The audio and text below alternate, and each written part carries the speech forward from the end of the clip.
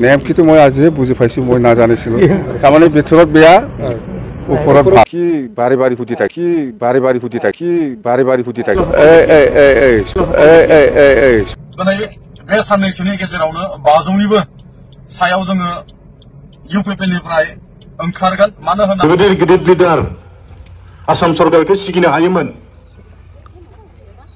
जोंनि बिपिएफ राजनिति हान्जा बै समाव हाग्रामा महिलानि दैदेननायाव जोंसो आसामाव सोर सरकार बानायगोन जोंसो थिक खालामोमोन माने कि सेमिफाइनाल फाइनाल पजिशन হবো পুরা ফাইনাল পজিশন হবো এটু সেমিফাইনাল বাস সেমিফাইনাল কোনে জিকিব সেমিফাইনাল আমি জিকি আছো আমি জিকিছে রে আপোনালোকে কি বাৰে বাৰে ফুটি থাকে এমপি ইলেকশনতো আমি জিকিছে অফিশিয়ালি আমি জিকা নাই আনঅফিশিয়ালি আমি জিকিছো সিধা কথা প্ৰমোদ বড়োৰ লগত কোনো ঠিক নাই প্ৰমোদ বড়োটো আজিকালি পাৱাৰত আছে না এফালে এসপি এফালে ওসি কাকবা আইসিক লগাই পেলাই কিবা কিবি কৰি থাকে না প্ৰমোদ বড়ো প্ৰমোদ বড়োয়ে কৰিব পাৰে অশান্তিটো হিতো হাৰিব 100% হি জানি আছে 100% হাৰিব বুলি এই কাৰণে হি কেতিয়াবা এসপি বা কোনবা ওসি বা আইসি এইবিলাকক লগাই পেলাই আমাৰ কৰ্মীৰ ওপৰত উপদ্ৰৱ কৰিব পাৰে নামনা गोसोखां हाग्रामा महिला दैदेननाय समाव बै बिटिसिआ माबायदिमोन बेसेबां क्षमता गोनांमोन हाग्रा सिब बापरे মই ফলাই ঘুমাই আছে মই ঘৰত নুমাই শৰ্মা সুবিধা পালে আজিও ঘুমাব 24 ঘণ্টা মোৰ ওপৰত নজৰ আছে তাৰ হাগ্ৰামাক যদি জেলত পঠাব পাৰে হি উইনাৰ হ'ল এই কাৰণে মই ফলাই ঘুমাই আছে মই ঘৰত নুমাই बावनो हायाखै दा जोङो नङा होमबा बावनो नाङा एथ' बोसोर जों आन्दोलन खालामबाय एथ' जों बुख्रब जाबाय जोंनि जोहोलाव जोंनि फिसाफोरा मुंख्लं जानो गोनां जाबाय दा बे 20 बोसोरावनो जुदि बावोब्ला बोरै जानांगौ जाखोलाय जों बावनो नाङा दा जोंनि आन्दोलना बे 15-20 बोसोरनि थाखायल'मोन नामा जाथि दानाय नङामोन जोंनिया बर' हारिखौ गेरेमसा हारि दानाय सिमाङा बेसोमोन दा जोबाखै दा बेथ' ना गेरेमसा जाबाय जायाखै आरो बर' जातिखौ गेरेमसा हारि हिसाबै दानो थाखाय जोंनि जाथि जोंनि ओनसोला जौगानायनि थाखाय जों बे बिटिसिखौ मोनदोंमोन आरो माने जेब्ला बिटिसि सुक्ति जाखाङो हाग्रामा महिलानि बिथांनि दैदेननायाव 17 बोसोर सरकारजों सालायबोदों 15 बोसोरा इलेक्सन देरहानानै बिनि बोसोरथामा मोनसे इन्टारिम सरकार हिसाबै जों सालायबोदों नामना गोसोखां हाग्रामा महिला दैदेननाय समाव बै बिटिसिआ माबायदिमोन बेसेबां क्षमता गोनांमोन हाग्रा सिब बापरे ओरैबायदि गिदिर लिडार आसाम सरकारखौ सिगिनो हायोमोन जोंनि बिपिएफ राजनिति हान्जा बै समाव हाग्रामा महिलानि दैदेननायाव जोंसो आसामाव सोर सरकार बानायगोन जोंसो थिक खालामोमोन माने बेखायनो जों मन्त्रि जानो मोनदों दा जोंनि बिटिसि ओनसोलनि एमएलएफोरा जाय पार्टिखौ सापर्ट खालामगोन बेसो सरकार दानो हायोमोन ओरैबायदि क्षमता गोनां बे बिटिसिमोन आरो अकल बेल' नङा जौगानाय खामानिफोरालाय बे 17 बोसोराव जोंनि ओनसोलाव जिबायदि जौगानाय खामानि मावबाय नोंनाथ' जा एसे जोंफोर बायदि बैसो जानाय मानसि गोसोआव दं दा 2001 सननि सिगाङाव जोंनि ओनसोलफ्रा बोरैमोन माबायदि अबस्थामोन गामि मोननिफ्राय बै गामियाव थांनो हानाय बेबायदि बेबस्था गैयामोन लामा गैयामोन दालां गैयामोन जेबो गैयामोन जोंनि ओनसोलाव बिटिसि जाखांनासो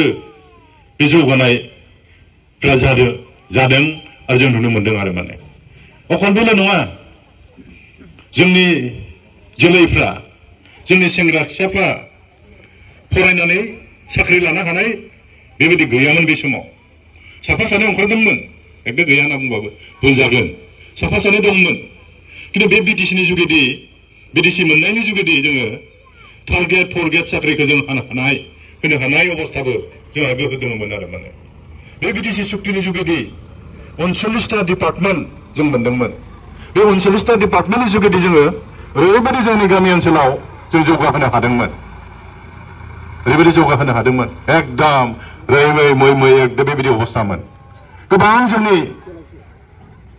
जोंनि मानसिफ्रा एकदम ठिकादार गुबुन फालांगि मावनाय गोबां जोनोम जादोंमोन आरो ओंखारदोंमोन हाग्रामानि दिनाव नाथाय दिनै नैबे सारि बोसोरावनो जोंनि बिटिसिनि अबस्थाया मा जाखो नोंथांमोनाबो निश्चय नुहुरदों खोनादों जे हाग्रामानि दिनाव जेरैहायमोन बिटिसिया दिनै बेबायदि गैलिया 39टा डिपार्टमेन्ट जों मोनदोंमोन हाग्रामाया 17 बोसोर बेखौनो सोलायबाय नैबे प्रमोद बर' फैनाय लोगो लोगो मा जाखो आं हाजोबनाय नङालै एथ' डिपार्टमेन्ट बे 16टा डिपार्टमेन्टखौ आसाम गभर्नमेन्टआ आं गथायफिननोसै ओरैनो बिथाङा गथायफिनदों आरो माने दुखुनांथाव नङा होमबा बियो बिनि थाखायनोथ' जों आन्दलन खालामदोंमोन ना बिटिसि जाबाय बिटिसिनिफ्रायथ' आरो मोनसे गोजौआव थांबानो रायजोआ मोननोसैमोन बयबो बर' रायजो राजाफ्रा आसा खालामदोंमोन सानसे समाव जोंहा बे बिटिसिनिफ्रायनो जोङो आलदा रायजोखौ मोनगोन गासैबो बर' फिसाफ्रा बिदि सानदोंमोन आसा खालामदोंमोन नाथाय माहा गोजौआव थांनो नै प्रमोद बर' दैदेननाय लोगो लोगो जि मोनखानाय क्षमता बेखौबो जों खोमाना लाबायसै आरो माने टारगेट फरगेट साख्रि होनो हानाय जिथु क्षमता बेबो जोंनि आखायाव गैलिया सोरबा आंनि गथ' नोंथांनि गथ'आ मोनाखै जानो हागौ खिन्थु जोंनि बिटिसि ओनसोलनि गथ'फ्रानोथ' मोनदोंमोन ना दा बे क्षमतायाबो जोंनि आखायाव गैलिया आरो माने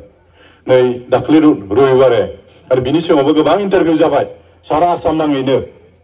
बाहाय जोंनि मानसिफ्रा खैजोन मोनगोन जोंनि मानसिफ्रा बे गुबुन हारिफोरजों कम्पिट खालामनो हागोन ना हाया साननो गोनां जादों जोंहा बेफोरो बेल' नङा जौगानाय हाबा बेलायाव दिनैनि सरकारा जोंनि ओनसोलाव मा खामानि मावदों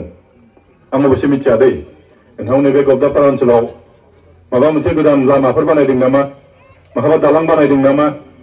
माबा गामिफ्राव बिराद गिदिर गिदिर कमिउनिटि हल होदों नामा आं जेबो मिथिया खिन्थु जोंनि ओनसोलाव हले जेबो गैखाया आरो माने नैबे प्रमोद बर' दैदेननाय जितु सरकार बिनि उनाव जोंनि ओनसोलाव जेबो लामाबो जायाखै जेबो अनुष्ठान प्रतिष्ठान गायसननो बिथांमोना हायाखै आरो माने दुखुनांथाव एकदम दुखुनांथाव जि मोननायमोन बेखौबो जों खोमाना लानो थांगासिनो दङ आरो माने दा बेखायनो आं सानो आरो माने आरो निश्चय बिथांमोनाबो एसे उपलब्धि खालामगोन मा जोंहा दायित्व गैला नामा बे बिटिसिखौ हमथाना लाखिनांगौ ना नाङा जोङो दा जोंनि आन्दलननि जितु स्पिरिटमोन दानो जों फोजोबना लानोसै नामा दा आं सानो आरो बेखायनो आरो खावलायगोनबो बे बिटिसिखौ बासायनाया सोरबा हाग्रामा महिलानिल' नङा साफ्रोमबो बर' फिसाफ्रा बिनि दायित्वखौ लानांगोन आरो माने नोंथांमोनाबो लानांगोन मानो होनब्ला नोंथांमोननि बे ओनसोलनिफ्रायबो मुंख्लं जादों बुजादों बुख्रेब जादों जिनाहारि खालामजादों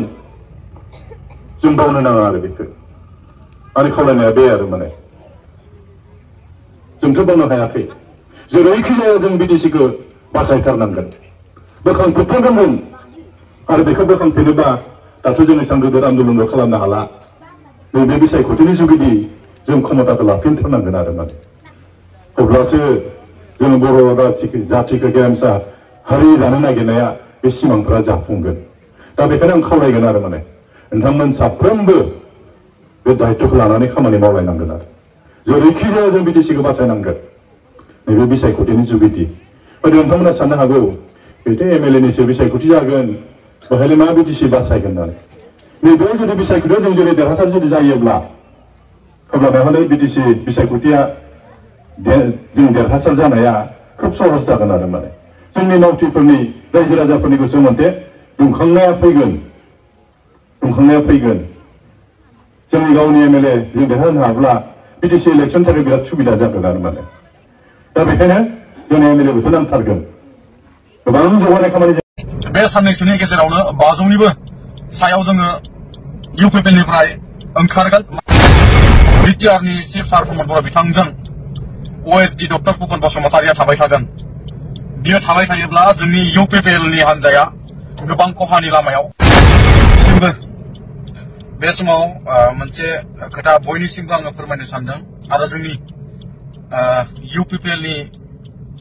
दैदेनगिरिजों लोगोसे रायजो राजाफोरनि सिगाङाव आङो मोनसे खोथा फोरमायनो सानदों जोङो मोनथिगौ मानगोनां बिटिआरनि सिएम सार प्रमोद बर' बिथाङा दिनै जोंनि बिटिआर ओनसोलनि थाखाय सानहर खामानि मावगासिनो नाथाय दुखु गोनां बाथ्राया बेसो जेब्लासिम बिटिआरनि चिफ सार प्रमोद बर' बिथांजों ओएसडि डक्टर फुकन बसुमतारिया थाबाय थागोन बियो थाबाय थायोब्ला जोंनि इउपिपिएलनि हान्जाया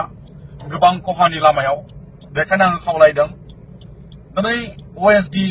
डक्टर फुकन बसुमतारी बायदिया थाबाय थायोब्ला जोंनि UPPL नि